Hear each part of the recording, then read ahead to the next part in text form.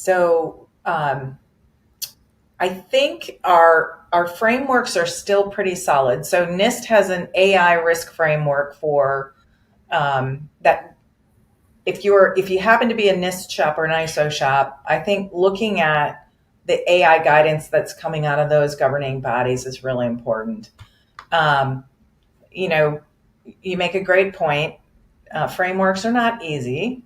Um, but I do think they're fundamental because they actually set the guardrails to allow people to work within a set of guardrails. I think if you don't have that, it could be a recipe for disaster, to be quite frank. Um, so I do think we have good frameworks. We need to take those frameworks and each of the controls, we need to think about what controls are really applied to AI. And it's gonna depend on your use cases. And I think you have to document those use cases out, which is another area. I think lots of companies are not great at documenting their use cases, or they'll have scope creep on a project. I think AI is one of those things where you have to be pretty specific what you're using these models for to ensure that you're balancing the value proposition, the reward of using the capability with the risk that you could be undertaking. And that's where you've got to get to the point where you're looking at uh, your governance model's got to lay out things like when am I when am I changing when am I retraining my models? How am I thinking about that?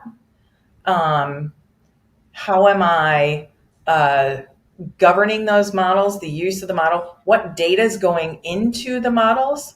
And then what am I expecting to come out of it? So behavioral AI, as you and I spoke about via email, we know that behavioral AI has changed the landscape significantly. So we have to be really purposeful in this approach to utilizing AI. We've got to be very purposeful. This cannot be one of the, cloud was a little bit, oh, we're moving into cloud. And then somebody said, oh, we should probably talk to those security and privacy people.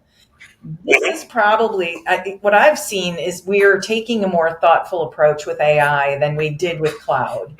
Cloud was, oh, we're going to save millions of dollars if we move everything to the cloud. That wasn't quite true, but AI is a little bit different. And to be honest with you, somebody once said, if you want to make a big mess of something, you need a computer.